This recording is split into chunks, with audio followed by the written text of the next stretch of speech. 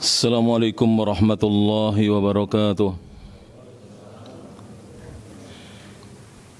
Innal hamdalillah nahmaduhu wa nasta'inuhu wa nastaghfiruh wa na'udzu billahi min shururi anfusina wa sayyiati a'malina. Man yahdihillahu fala mudhillalah wa man yudlil fala hadiyalah. Asyhadu an la ilaha illallah wahdahu la syarika lah wa asyhadu anna Muhammadan abduhu wa rasuluh. Ya ayyuhalladzina amanu taqullaha haqqa tuqatih wa la tamutunna illa wa antum muslimun.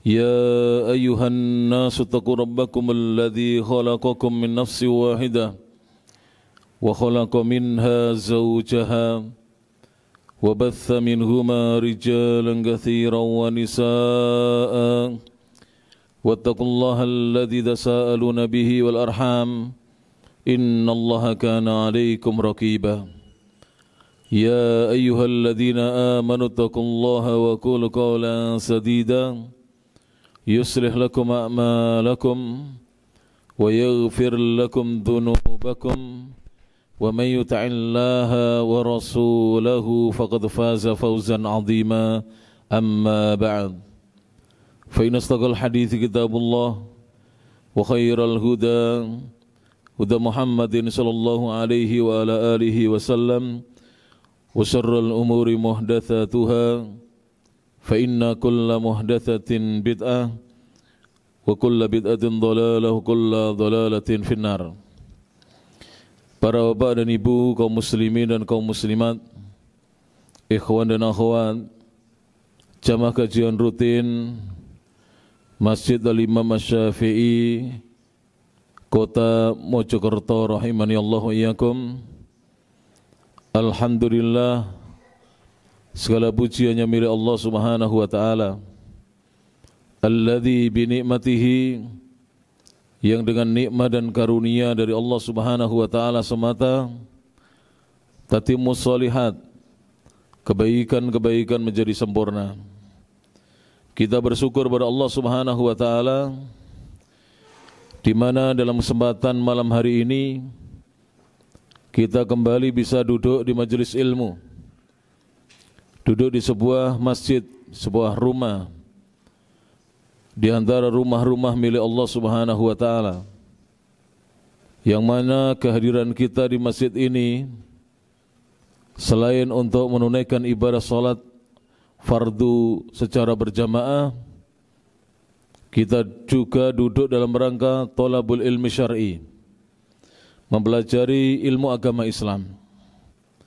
Dan kitab yang rutin kita baca setiap bulannya adalah kitab Al-Wasatiyatu wal-I'tidal, sikap moderat dan pertengahan, wa atharuhuma, dan apa pengaruh dari keduanya, ala hayatil muslimin, atas kehidupan kaum muslimin.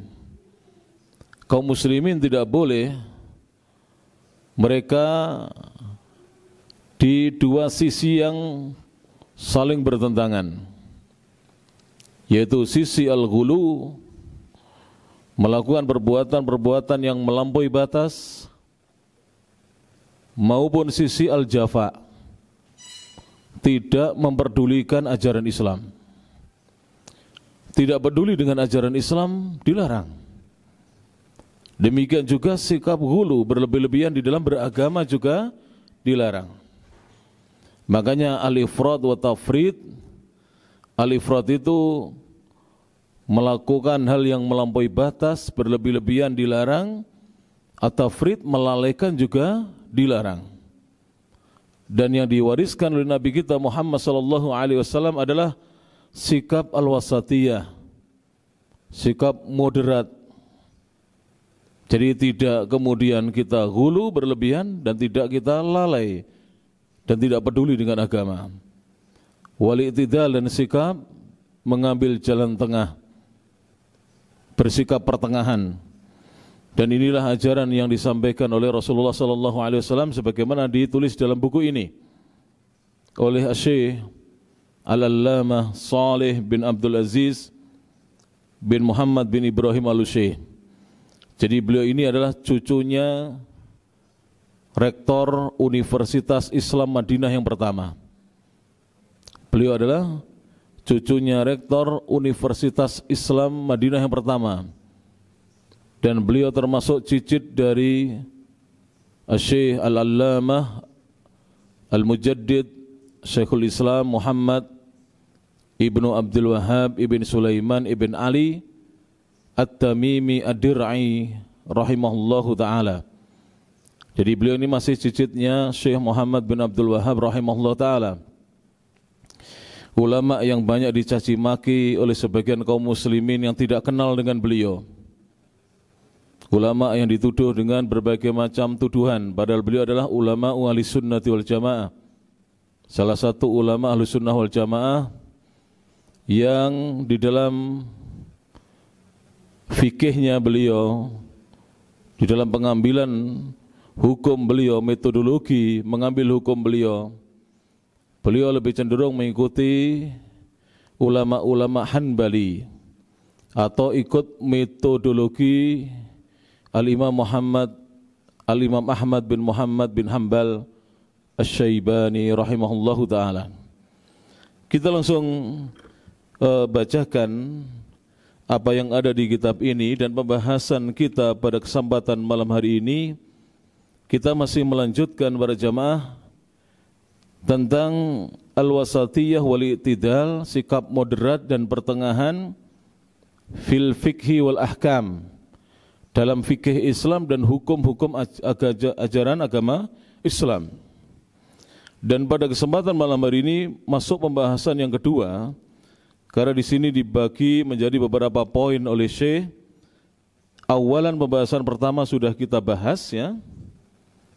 Kemudian malam hari ini kita bahas pembahasan yang kedua, insyaallah di pertemuan yang akan datang pembahasan yang ketiga insyaallah taala. Di pembahasan yang kedua ini, tsaniyan, beliau mengatakan al-i'tidalu fil fikhi wal ahkam. Umat Islam diajari untuk bersikap pertengahan dalam fikih Islam dan juga hukum-hukum agama Islam. Pertengahan para jemaah. Jadi kalau kita belajar fikih Islam, kita akan dapati ajaran Islam itu pertengahan. Jadi tidak ada hulunya, tidak ada melalaikan, pertengahan.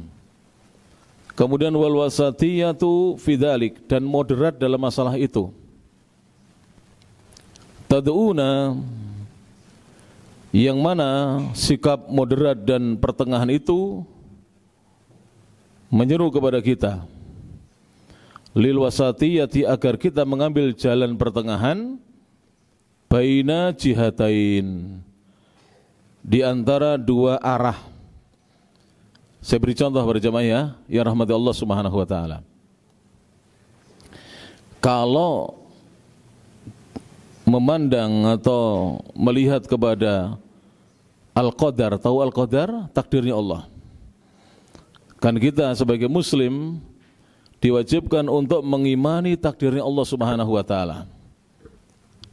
Karena itu termasuk salah satu dari rukun iman yang harus kita yakini. Sebagaimana dahulu Rasulullah sallallahu alaihi wasallam didatangi oleh malaikat Jibril dalam rupa manusia. Beliau menjelma sebagai seorang laki-laki yang pakaiannya putih bersih, lalu rambutnya hitam bersih. Datang menemui Nabi sallallahu alaihi wasallam, duduk mendekat dengan Nabi, lalu menempelkan kedua lututnya dengan kedua lutut Nabi. Sesudah itu beliau malaikat Jibril meletakkan kedua tangannya pada kedua pahanya sendiri, dalam satu riwayat pada kedua paha Nabi sallallahu alaihi wasallam. Ini menunjukkan duduknya sangat dekat dengan Rasulullah sallallahu alaihi wasallam. Ketika sudah dekat, di antara pertanyaan yang diajukan oleh malaikat Jibril, yang ketika itu para sahabat yang bersama Nabi di masjid tidak ada yang mengetahui siapa gerangan laki-laki yang berpakaian putih itu, yang rambutnya hitam itu, masih tampak muda, gagah. Tidak ada seorang pun sahabat yang kenal. Kalau laki-laki itu tidak ada yang mengenalnya, maka kemungkinan besar adalah musafir. Tapi tidak ada tanda-tanda safar pada laki-laki itu. Karena di zaman Nabi SAW apabila datang seorang musafir pasti pakaiannya kotor, penuh dengan debu, wajahnya penuh dengan keringat, kemudian juga rambutnya penuh dengan debu, tidak lagi bersih pakaiannya, tidak lagi bersih rambutnya. Tapi ini tidak ada tanda-tanda perjalanan jauh. Tapi juga tidak ada yang kenal, bukan penduduk Madinah, bukan ahlul Madinah. Maka laki-laki itu bertanya kepada Nabi SAW, "Ya Muhammadu, wahai Muhammad." Dan ini hanya boleh Jibril yang mengatakan, selain Jibril tidak boleh. Para sahabat ketika memanggil Nabi tidak ada yang memanggil namanya. Bagi para sahabat ketika memanggil Nabi, memanggil dengan gelarnya beliau, "Ya Rasulullah, ya Nabi Allah, wahai utusan Allah, wahai nabinya Allah." Tapi ketika itu Jibril memanggil, "Ya Muhammad, wahai Muhammad sallallahu alaihi wasallam, akhbirni anil iman." Kabarkan, sampaikanlah kepadaku tentang iman. Maka Nabi sallallahu alaihi wasallam faqala, beliau menjawab, "Al-imanu an tu'mina billah."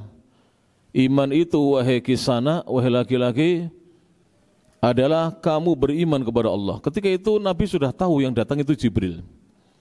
Jadi Nabi itu pernah melihat Jibril dalam bentuk aslinya, bentuk asli penciptaannya malaikat, dan pernah bertemu Nabi dalam bentuk jelmaannya Jibril. Biasanya Jibril menjadi seorang laki-laki yang tampan, yang bersih, yang gagah, yang muda.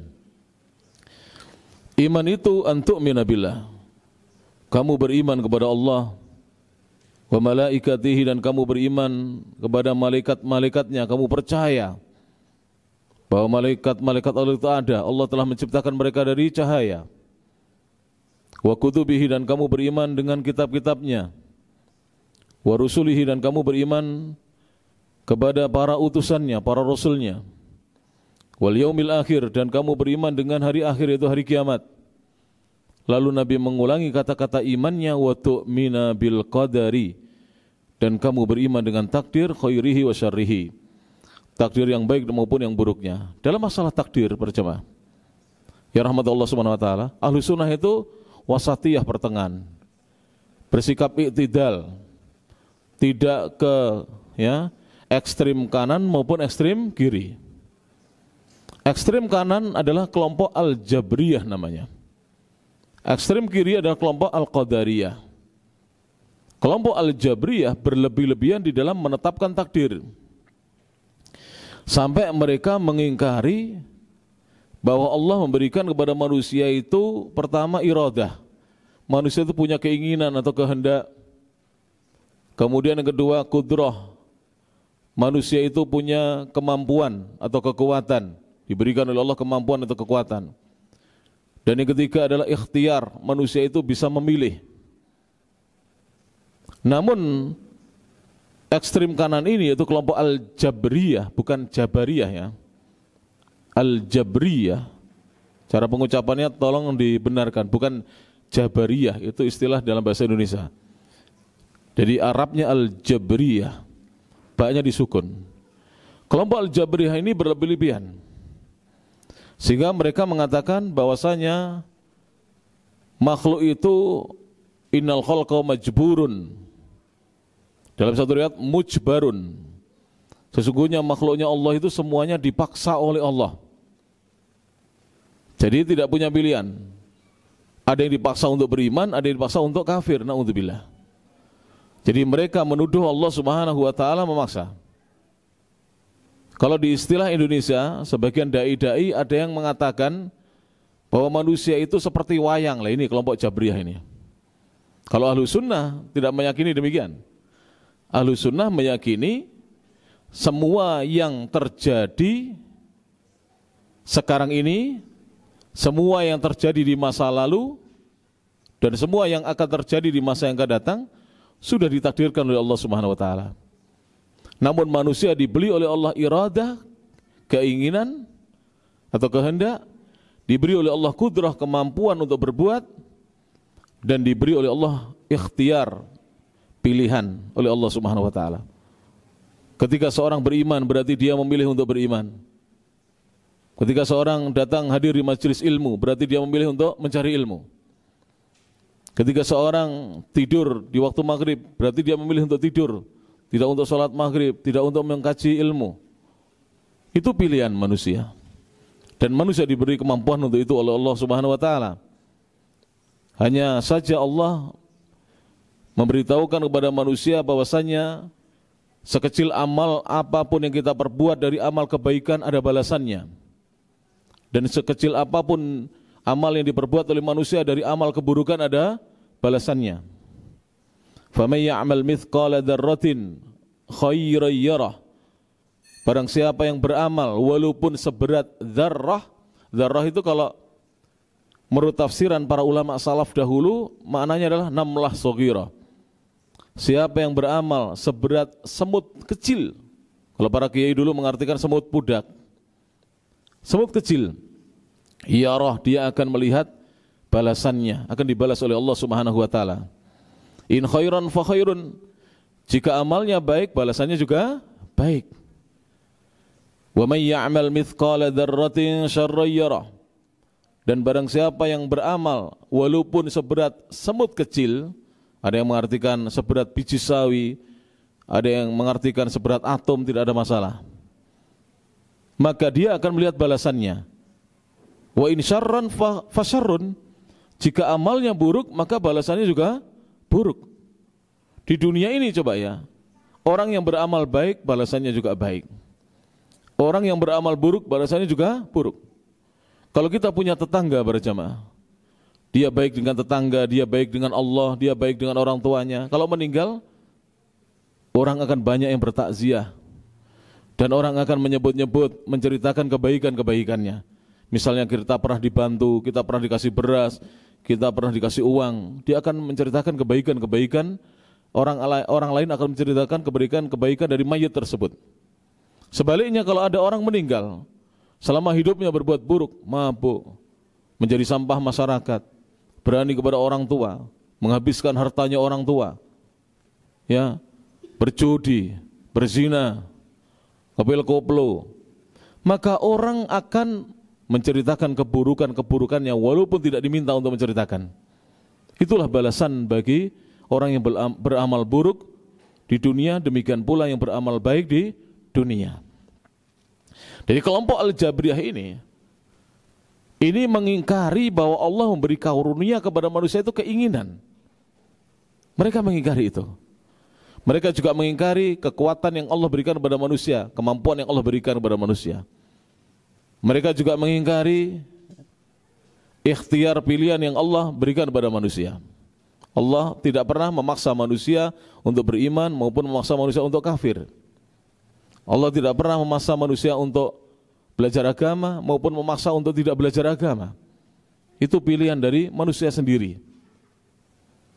Sebaliknya, ekstrem kiri, itu tadi ekstrem apa? Kanan, Al-Jabriyah namanya. Kita Ahlussunnah di tengah-tengah, insyaallah ya. Mudah-mudahan kita istiqomah di tengah ini. Jadi tidak kanan, tidak ke kiri. Ekstrem kiri ada kelompok Al-Qadariyah. Kelompok yang mengingkari takdirnya Allah. Tidak percaya dengan takdir.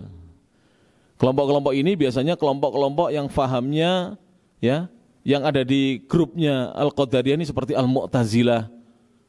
Ini kelompok-kelompok yang mengagungkan akal, mendewa-dewakan akal, menyembah akal. Mereka akan berada di grup, di circle-nya, di lingkaran apa? Al-Qadariyah. Kadang-kadang kelompok materialisme juga di sini, yang berpaham materialistik di sini, kebendaan. Mereka akan di sini. Mereka tidak percaya dengan takdir. Katanya kalau orang itu ya menjadi kaya itu adalah hasil upayanya dia.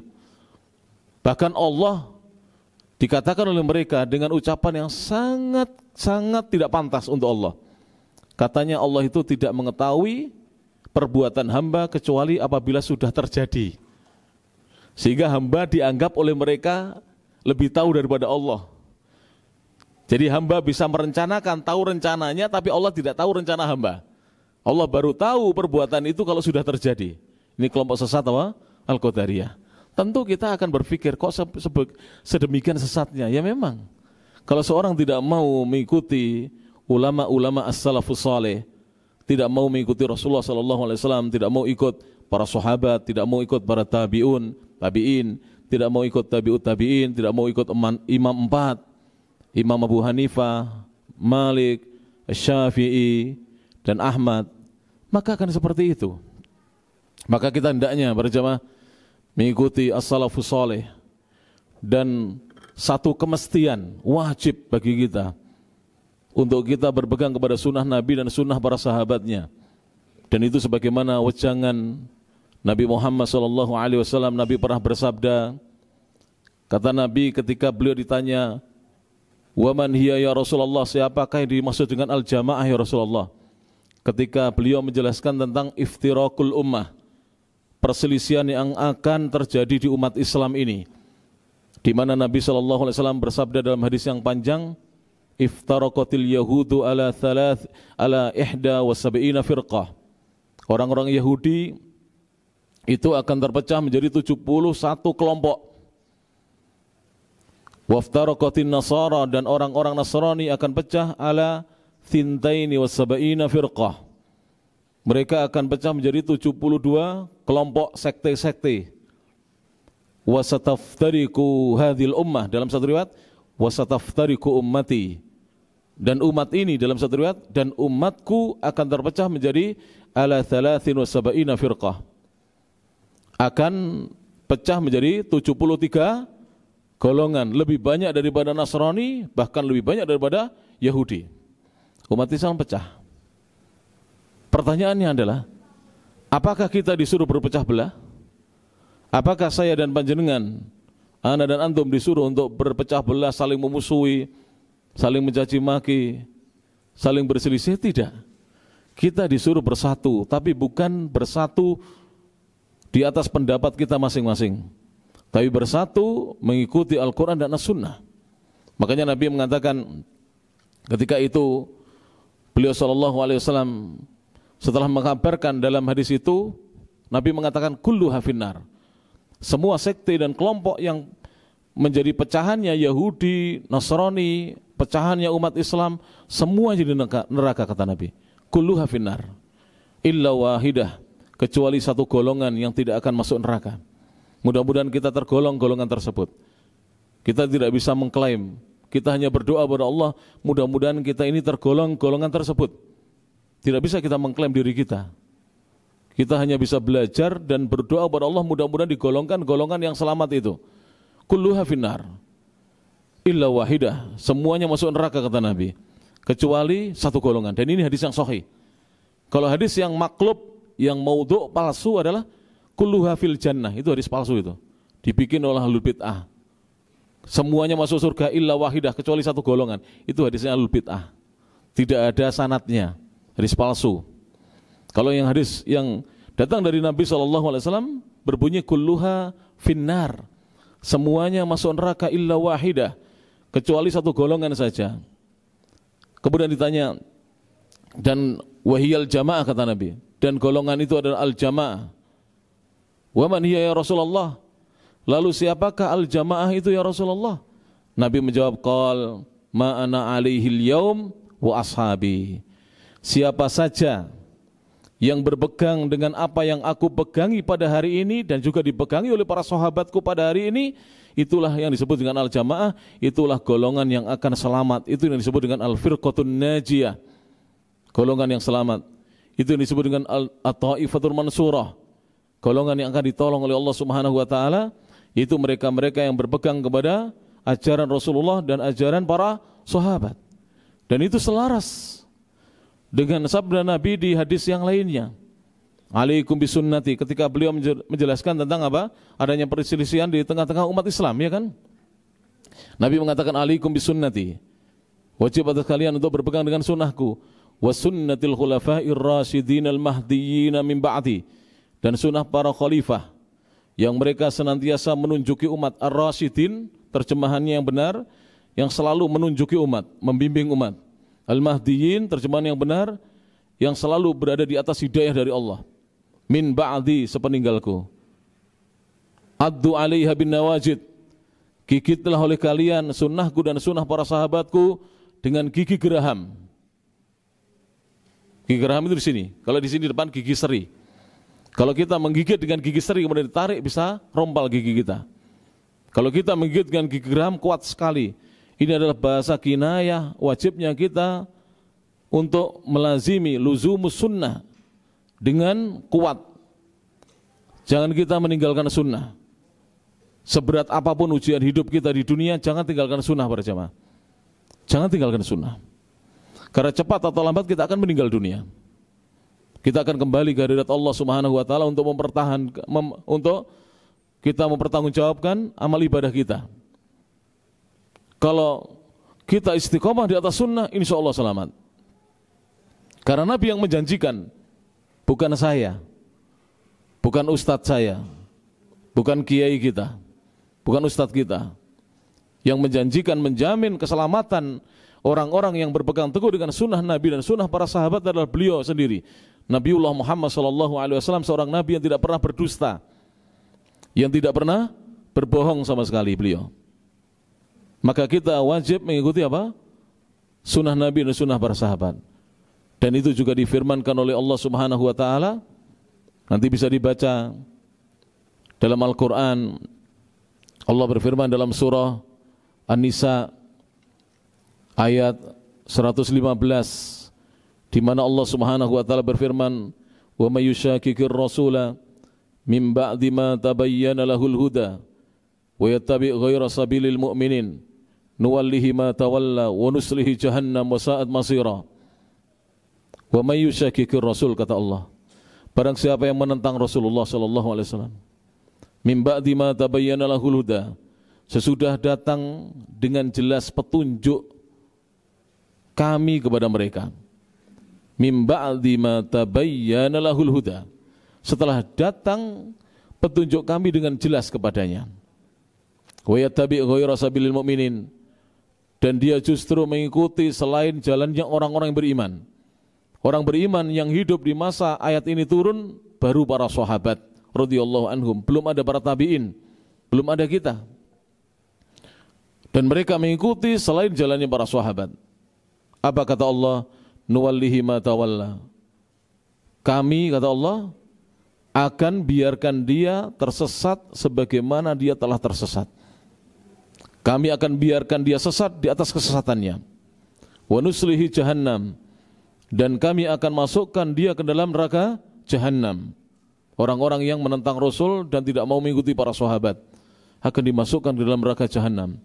Wa sa'at masira, dan neraka jahannam adalah seburuk-buruk tempat kembali bagi mereka. Surat An-Nisa, surat nomor 4 ayat yang ke-115. Dan juga dalam surat At-Taubah, surat nomor 9 ayat yang ke-100, Allah Subhanahu wa taala berfirman, was-sabiqunal awwaluna minal muhajirin wal ansar. Orang-orang yang terdahulu lagi pertama-tama masuk Islam dari kalangan sahabat muhajirin dan ansar. Sahabat al-muhajirin adalah yang hijrah meninggalkan tanah kelahirannya, kebanyakan dari Mekah, pergi ke Madinah. Al-ansar adalah penduduk asli Yathrib, penduduk asli kota Al-Madinah, yang membantu dan menolong Rasulullah dan menolong para sahabat ketika mereka datang di Madinah. Kemudian kata Allah apa?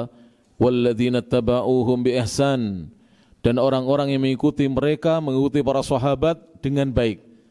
Guru kami yang mulia Syekh Dr. Shalih bin Fauzan bin Abdillah Al-Fauzan mengatakan, makna bi ihsan adalah bi itqan, mengikuti para sahabat dengan sempurna. Dengan baik artinya dengan sempurna, sesempurna mungkin kita ikut sahabat. Maka Allah berfirman, radhiyallahu anhum, Allah ridha kepada mereka. Allah ridha kepada para sahabat dan orang-orang yang ikut mereka. Wa radu'an, dan mereka pun ridha kepada Allah. Ridha diperintah, ridha ketika dilarang, ridha ketika diwajibkan untuk mengerjakan sesuatu, dan ridha ketika dilarang dari keharaman-keharaman. Mereka ridha.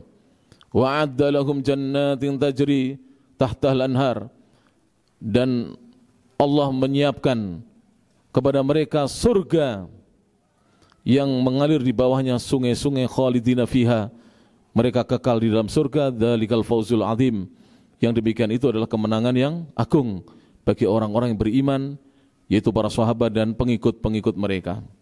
Maka kita berada di tengah-tengah. Itu contohnya banyak ya, contohnya ya. Contoh-contoh seperti itu banyak. Antara kelompok apa tadi? Al-Jabriyah dengan apa? Al-Qadariyah, kita di tengah-tengah, Ahlussunnah tengah-tengah. Antara Al-Yahud, orang Yahudi dan Nasrani, kita di tengah-tengah.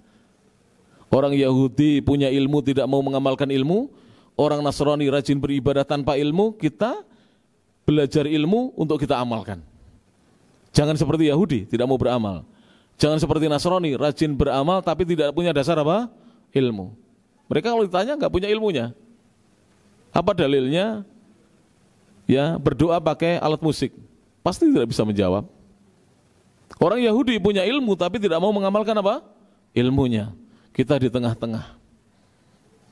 Kita juga di tengah-tengah antara kelompok Ar-Rafidhah dan kelompok apa? An-Nawasib. Sudah kita bahas dulu ya. Kelompok Rafidhah dan kelompok apa? An-Nawasib. Rafidhah mengagung-agungkan sebagian ahlul bait dan mengkafirkan sahabat yang lain. Kalau An-Nawasib mengkafirkan seluruh sahabat.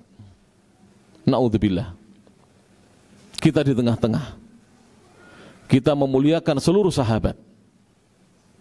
Kita memuliakan seluruh sahabat. Tidak ada di antara kita yang boleh gulu kepada para sahabat. Memuliakan mereka dengan ittiba kepada mereka, para sahabat Nabi SAW. Itu maksudnya adalah yang dimaksud dengan al-wasatiyah dan itidal ya para jamaah.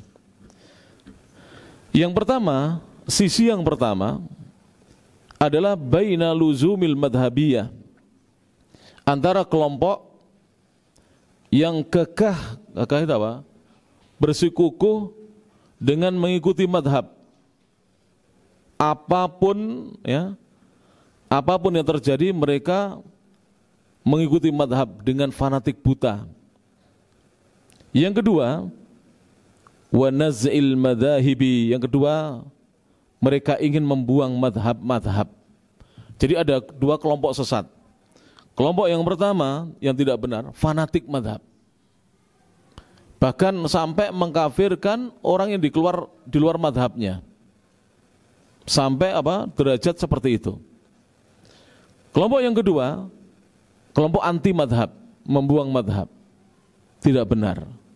Kalau kita Ahlussunnah wal Jamaah, kita mengikuti Al-Quran dan Sunnah, kita berpegang dengan keduanya, dan kita memahami Al-Quran dan Sunnah dengan pemahaman para ulama. Boleh kita memahami Al-Quran dan Sunnah melalui madhab-madhab fikih para ulama, silakan. Yang mau memahami melalui fikihnya Al-Imam Abu Hanifah, silakan. Tapi tidak boleh fanatik. Yang mau memahami melalui fikihnya Imam Malik, silakan. Tidak boleh fanatik. Yang mau memahami lewat fikihnya Imam Syafi'i, silakan. Apalagi di Indonesia ini, mayoritas penduduk Indonesia adalah kaum muslimin bermadzhab Syafi'i. Kita pelajari fikihnya ulama-ulama Syafi'iyah.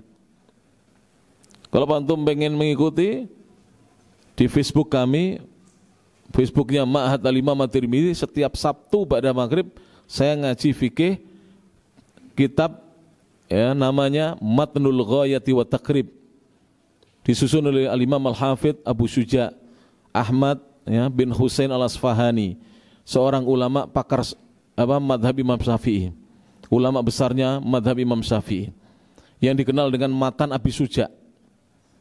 Dan saya juga mendengar atau mengetahui Al-Ustadz Muhammad Talasa Al-Sayyamahai juga mengkaji kitab Matan Abi Syuja', supaya kita tahu fikih.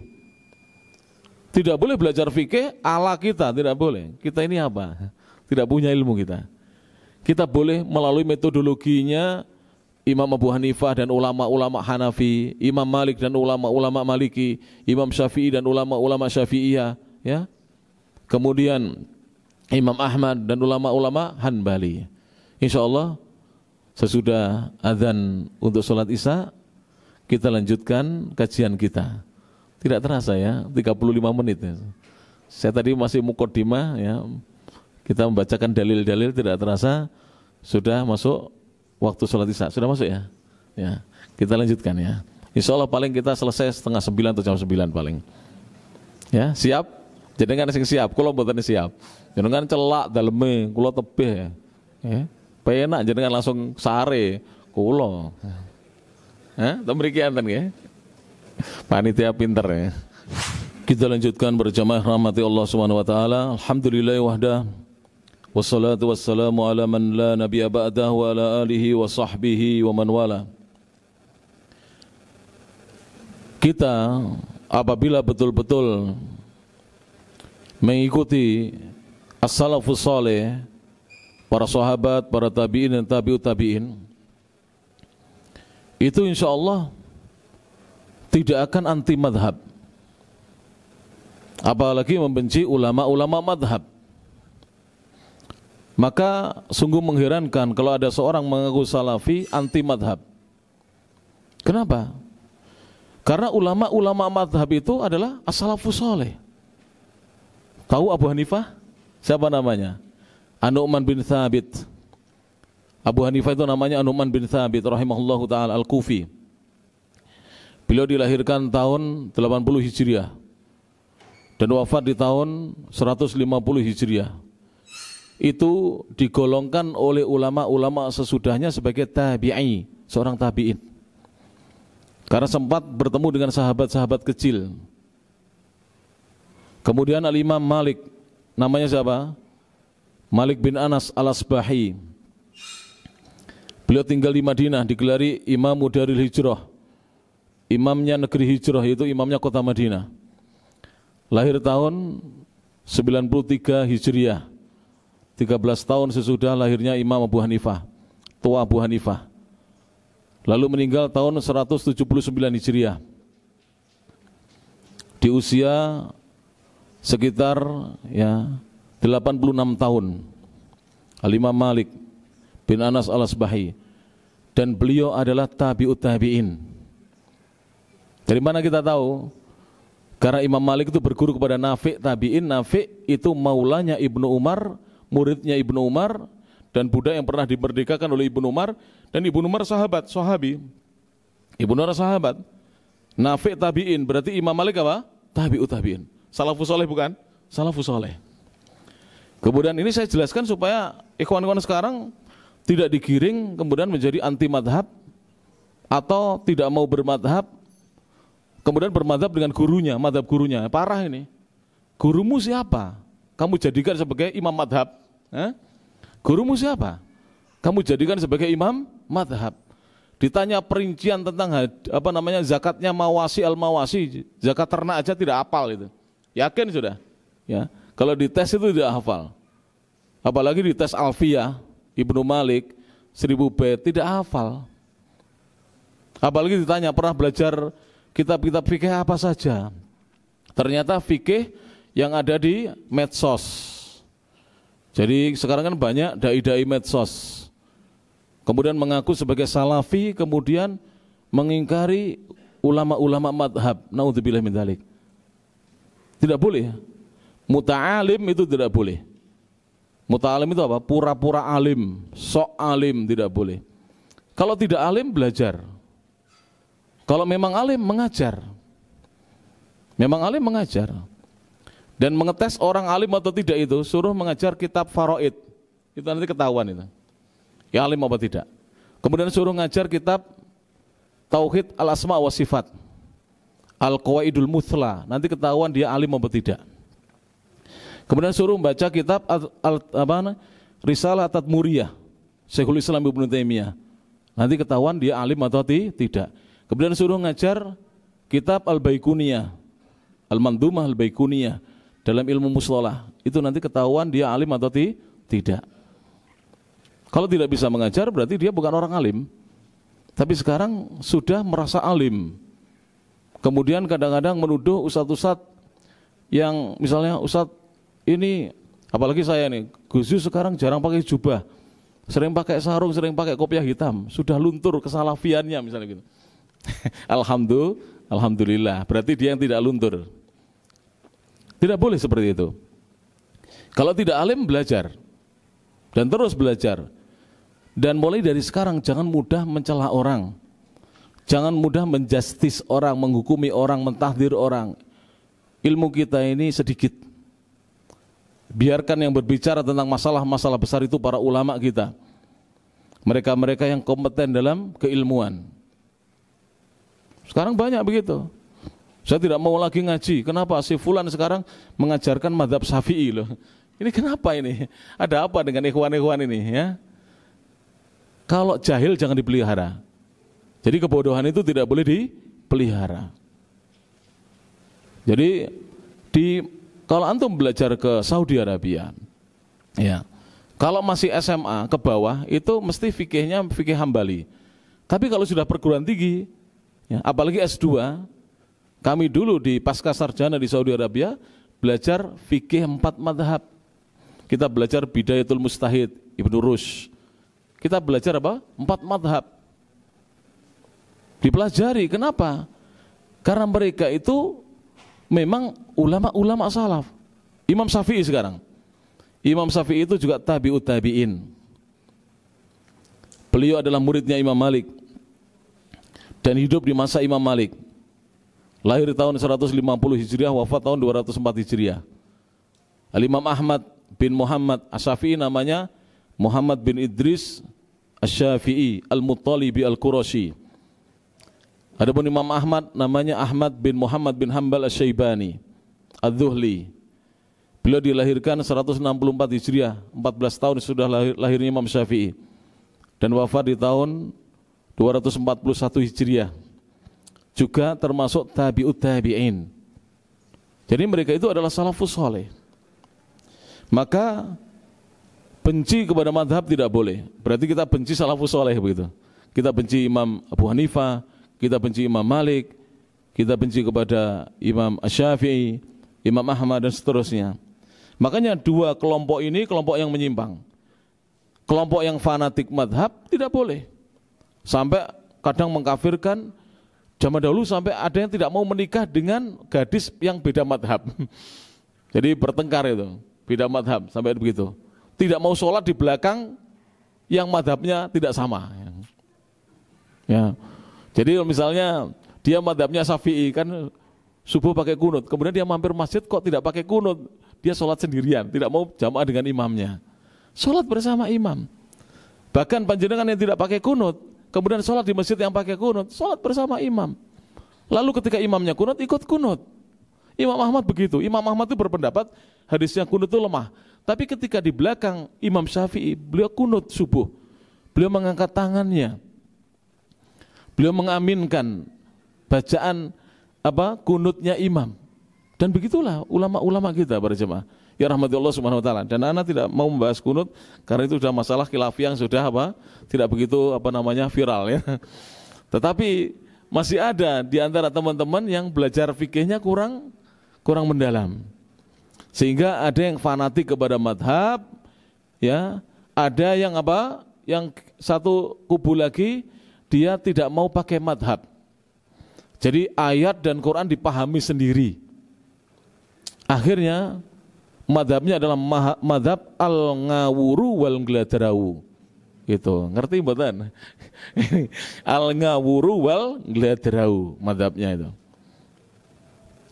Dan nanti kalau dia sudah mentok gitu, jadi orang awam lagi, banyak itu.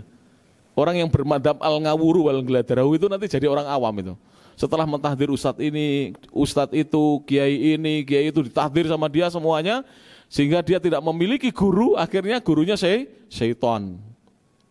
Hati-hati ini berjemaah, hati-hati. Kita ini harusnya kalau guru kita salah, kita datangi, kita nasihati, kita berikan buku, kita ingatkan kesalahannya. Bukan seperti itu. Sekarang ini banyak ikhwan-ikhwan kita yang tidak ngaji lagi, kenapa? Karena dia sudah mendapatkan kesalahan masing-masing ustadz dan kiai.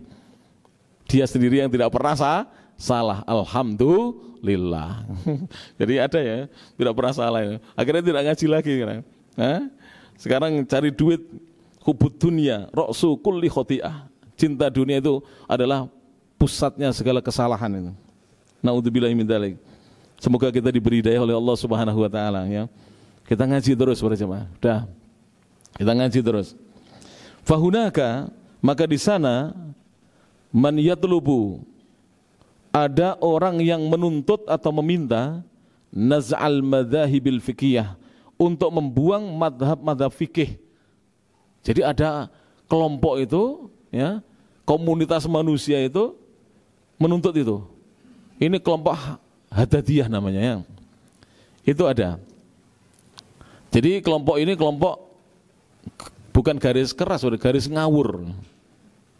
Jadi meminta kitab-kitab fikih masa lalu itu dibakar. Ada ini. Tapi kelompok ini juga apa? Yakadun inqaradu. Yakadun ya, inqaradu.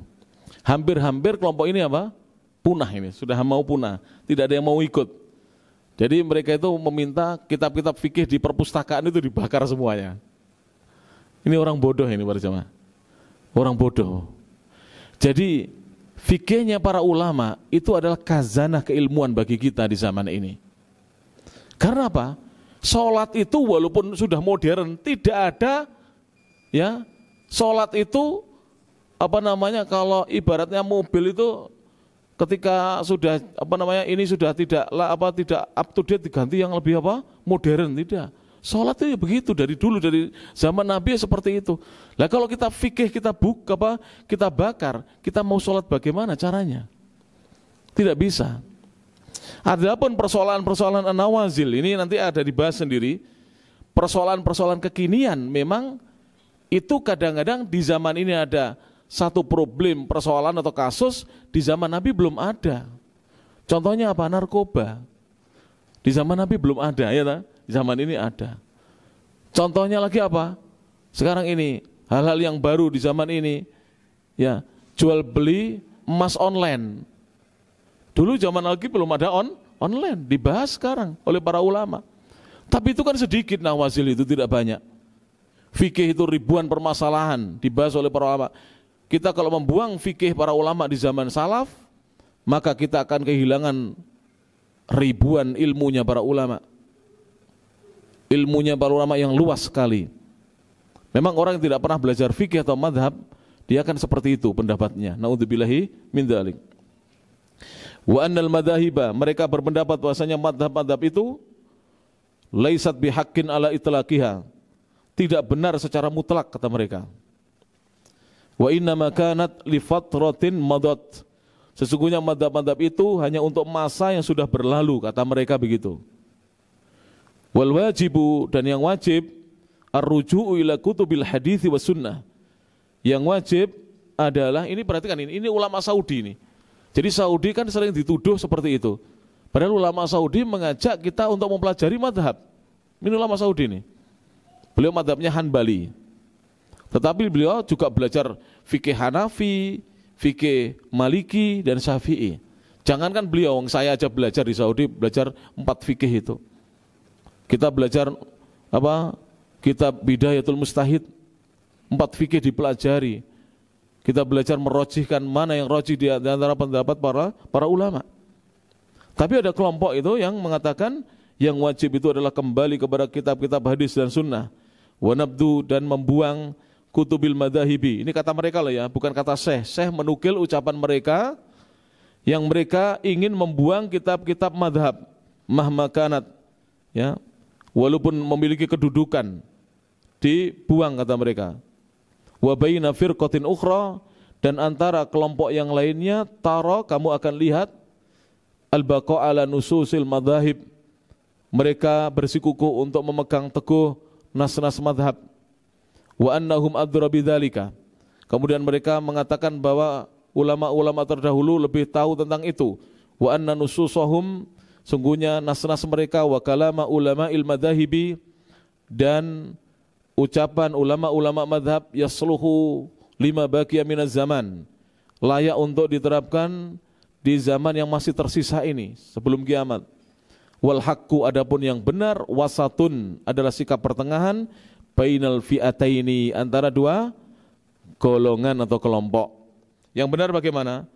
Kita tidak membuang kitab-kitab madhab, tapi kita mempelajarinya, tetapi tetap pedoman kita di dalam memahami agama ini adalah Al-Quran dan As-Sunnah, dan juga pemahaman as-salafus saleh. Dengan kita mengikuti metodologi para ulama yang mereka adalah ulama-ulama salaf dahulu, yang dikenal sebagai imam-imam madhab. Nanti akan tahu kalau antum belajar ya, silakan ya, minta ustadz siapa untuk ngajar, misalnya madhab Syafi'i dulu di sini, nanti madhab misalnya Hanbali misalnya, itu nanti setelah itu antum akan tahu bagaimana keilmuan ulama-ulama dahulu. Saya beri contoh ya, Ya. Ulama sekarang ini hanya ngikut saja.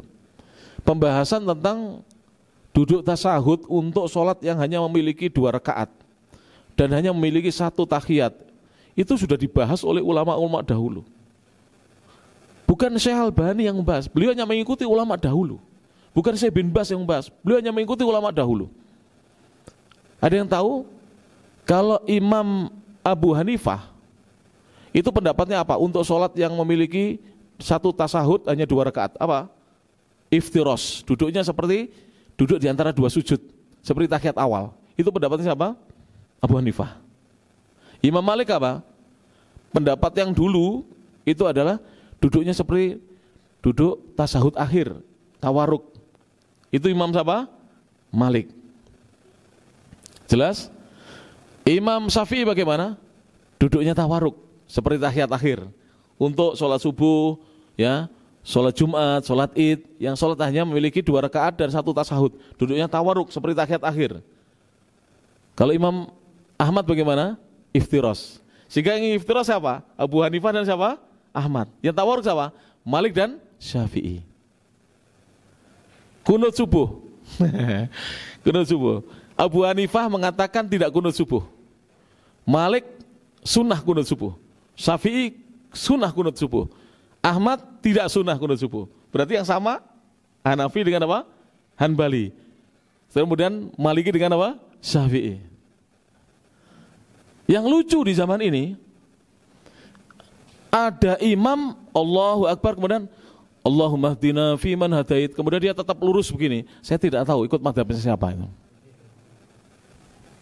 Loh bener, jujur saya tidak tahu. Ada yang tahu, saya katakan pada saya, madhab ulama dulu loh, bukan madhabnya ustadz loh ya. Kalau madhabnya ustadz saya tahu, ustadz siapa yang mengatakan.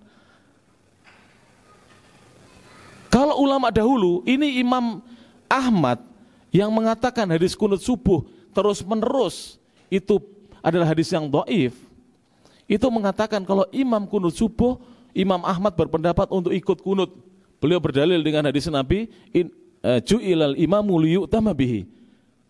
Imam itu dijadikan untuk diikuti.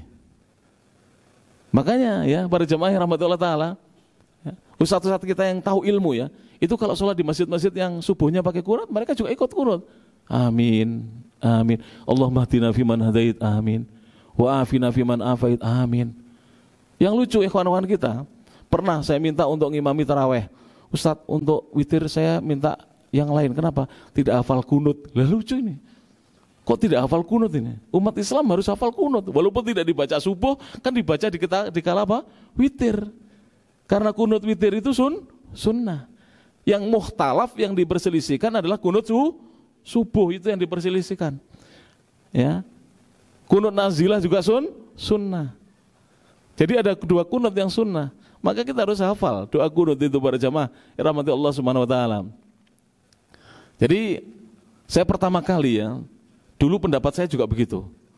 Pendapat saya pertama, saya berpendapat awal kali dulu kunut terus sepanjang subuh, kunut terus. Kemudian ganti pendapat saya, karena ganti guru tidak kunut. Jadi kalau imamnya kunut saya lurus begini, irsal tangan saya lurus. Lalu Ustadz Abdul Hamid hafizahullah taala pulang dari negeri Yaman. Beliau dulu belajar di Syekh Mukbil sama Syekh Abdul Hasan di negeri Yaman. Syekh Mukbil di So'dah di di provinsi So'dah ya, di Damas, di desa Damas atau tempatnya di Damas. Kemudian Syekh Abdul Hasan di Ma'rib. Pulang, terus saya sholat di musola dekatnya Ustadz Abdul Hamid. Dan kebetulan rumahnya Ustadz Abdul Hamid dengan rumah saya itu dekat. Dan rata-rata masjid di situ semua kunut, kecuali 1-2 masjid aja yang tidak kunut. Hampir semua masjid di situ kunut. Kami sholat di situ. Saya jejer itu apa? Berdekatan dengan Ustaz Abdul Amin. Saya waktu itu berpendapat sudah tidak kunut lagi. Jadi kalau pas imam kunut ya saya luruskan tangan saya. Tiba-tiba Ustaz Abdul Amin kok gini loh. Ustaz Amin kok begitu ya dari Yaman. Ya memang saya tanya, Ustaz kok begitu? Iya. Kalau kamu tidak kunut tapi imammu kunut, kamu ikuti imam. Jangan kamu begini. Sejak saat itu saya mulai ikut kunut. Ternyata di Saudi pendapatnya coba begitu. Ulama-ulama Saudi berpendapat apabila imam kunut kita ikut kunut. Bahkan Syekh Profesor Dr. Abdurrahman As-Sudais ketika mengimami di Istiqlal, beliau pernah mengimami dengan kunut subuh. Padahal beliau ketika mengimami di Masjidil Haram, di Masjid Nabawi tidak pakai apa? Kunut. Nah, ini ilmu yang perlu kita sampaikan ya, agar kita terbuka wawasannya, kita lebih luas lagi pembahasan kita, dan jangan mudah ya memvonis saudara kita, padahal kita sendiri yang sebenarnya adalah jahil ya. Saudara kita berilmu. Nanti kalau kita ditanya alfiah sama saudara kita, baru kita tahu rasa ini, nggak bisa menjawabnya. Banyak di antara kita ini yang ilmu-ilmu dasar tidak tahu, belum pernah belajar Tuhfatul Atfal, Jazariyah dan seterusnya. Kemudian berbicara tentang ilmu Al-Quran, padahal dia baru belajar tajwid terjemahan bahasa Indonesia. Jadi kalau saya belum pernah belajar tajwid, Tuhfatul Atfal dan yang lainnya, jangan coba-coba mengajar tajwid. Kalau hanya belajar dari terjemahan tidak cukup. Menurut saya pribadi ya, yang sudah belajar dengan para ulama tidak cukup. Jadi untuk mengajar Quran harus betul-betul orang yang belajar tajwid dengan baik. Bukan hanya yang belajar dari terjemahan, itu pun baru sekali belajar katamnya pun tidak sempurna karena sering bolos misalnya. Kemudian kita tunjuk karena suaranya bagus untuk menjadi guru tajwid. Ya, tidak boleh. Kalau guru tajwid beda dengan imam ya. Kalau imam yang penting suaranya bagus, bacaannya sudah standar, silakan menjadi imam. Tapi guru tajwid harus betul-betul orang-orang yang belajar Al-Quran dengan baik. Jadi dari dasar betul, tahu makharijul huruf, ya, tahu tajwidnya, tahsinnya, tahu sifatul huruf. Banyak sekarang ini yang tidak tahu. Bahkan ada yang berlebihan. Alhamdulillah imam-imam kita di sini lumayan bagus ya. Ya, tadi beliau juga bagus, imam-imam sini bagus. Ada saya pernah sholat di belakang orang itu Allahu Akbar. Tajwid dari mana ini? Akbar. Ya, tidak ada itu. Bahkan ada yang adhannya sampai begini, adhannya begini. Ini saya dengar sendiri. Saya mau mengingatkan masih manggu-manggu ini. Nanti tersinggung apa tidak? Saya masih gimana cara mengingatkan ini? Allahu Akbar, Allahu Akbar. Ini malah kho saja. Mohon maaf ya, saya kho itu tidak boleh, nggak boleh begitu. Kho, ya. Khalidina fiha, bukan khalidina fiha, khalidina, bukan, tidak boleh seperti itu. Itu kata guru-guru saya. Banyak ikhwan-ikhwan kita yang berlebih-lebihan. Baca misalnya tabat, itu kalau tidak belajar tajwid tidak tahu. Akhirnya tabat, bukan begitu. Tabat, idza samaa'u fatarat, bukan fatarat. Banyak. Maka kita belajar lagi bersama. Belajar sungguh-sungguh agar kita diberkahi oleh Allah Subhanahu wa taala ilmu kita. Demikian mungkin yang bisa disampaikan, masih panjang pembahasannya. Intinya tadi, dalam fikih kita harus iktidal, harus bersikap pertengahan ya. Tidak boleh kita fanatik dengan madhab, kemudian menghina madhab yang lain, dan tidak boleh kita membuang madhab, anti madhab juga tidak boleh. Tapi kita bersikap tengah-tengah. Kita belajar madhab silakan. Dan yang bagus memang kalau fikih, kalau menurut saya pribadi dan menurut guru-guru saya, itu di Saudi itu ya, dari kecil itu madhab Hanbali. Dan di sini lebih baik dari kecil itu belajar madhab Syafi'i dulu. Nanti baru setelah sudah gede, sudah perguruan tinggi, baru belajar madhab yang lain. Nanti baru belajar tarjih namanya. Jangan langsung orang baru belajar fikih diajari tarjih. Tidak punya usul, tidak punya asas nanti. Belajarnya tidak taksil, tidak mendasar nanti. Akhirnya nanti tidak paham fikih orang seperti itu. Saya kemarin mengkaji tentang nisabnya kambing, itu banyak yang tidak hafal nisabnya kambing loh. Berarti kan belajarnya tidak taksil, kawan-kawan ini, ikhwan-ikhwan jamaah pengajian. Jadi kambing itu berapa ekor harus dizakati, 40 ekor itu zakatnya berapa, kalau 121 berapa, kalau 201 berapa, ya toh? Kalau sudah 400 ekor berapa, itu harus dipelajari dengan taksil, dengan mendasar, agar kita bisa mengetahuinya. Mudah-mudahan berjamaah apa yang disampaikan ini bermanfaat, kita bisa lebih belajar lagi, rajin belajar lagi. Setelah mendengar ini, ya kita semangat belajar ya. Ternyata kita masih jauh dari para ulama dahulu. Maka tidak boleh kita merasa sombong dengan ilmu yang kita miliki. Kita tidak ada apa-apanya dengan ulama-ulama terdahulu ya. Kalau ada ulama berbeda pendapat, jangan menghina ulama yang berbeda pendapat yang kita tidak ikuti pendapatnya. Misalnya kalau antum memilih 2 rakaat itu antum duduknya seperti tahiyat akhir, jangan menghina Imam Ahmad atau Imam Abu Hanifah yang berpendapat duduk iftiros. Kemudian kalau antum iftiros, jangan menghina yang tawarruk ya. Hanya saja saya ingatkan ya, kalau imamnya subuh itu pakai tawarruk, antum ikut tawarruk. Itu sebenarnya begitu. Kalau bisa melihat ya. Kalau imamnya iftiras, walaupun antum berpendapat tawarruk, antum ikut apa? Iftiras. Karena nanti dalilnya sangat banyak, perbuatan-perbuatan sahabat seperti itu. Mereka ikut imam. Bahkan seandainya imam menambah rokaat, ya, imam menambah rokaat, diingatkan tidak turun. Padahal imam itu kalau misalnya subuh 2 rakaat, dia bangun lagi untuk rakaat ketiga, itu kan sebenarnya menambah rakaat. Dia diingatkan, subhanallah, harusnya apa? Turun. Berbeda dengan rakaat kedua di sholat duhur, asar, maghrib, isya. Kalau sudah berdiri tegak, kemudian diingatkan subhanallah, tidak boleh turun. Sudah, nanti sujud sahwi aja. Tapi kalau rakaat akhir berdiri kan berarti menambah. Itu harus turun. Nanti sujud sahwi. Kalau imam tidak turun, ikuti. Dosanya ditanggung siapa? Imam. Jangan kita tahiyat sendiri, diikuti imamnya. Kalau tidak turun, karena kadang-kadang imam itu bingung diingatkan itu. Rumangsaku cik, loro kok wis di kayak itu. Dia bersikukuh itu, ngeyel. Padahal sudah 3 rakaat, jamaah nanti setelah itu, Pak Imam 3, ya telu toh. Oh ya wis. Nah, tapi kalau begitu apa? Disuruh apa? Sujud sahwi. Ya, ikuti imam. Kenapa? Karena nanti ditanggung dosanya oleh imam. Dulu ada seorang sahabat sholat di belakang imam yang masih ada pengaruh mabuk, bukan mabuk, ada pengaruh mabuk. Setelah salam, mau saya tambah lagi, sholat saya tambah lagi. Dan itu sholat subuh kalau tidak salah. Jadi rakaatnya mau ditambah lagi. Kata sahabat itu, seandainya dia menambah, saya akan ikuti. Dosanya ditanggung dia.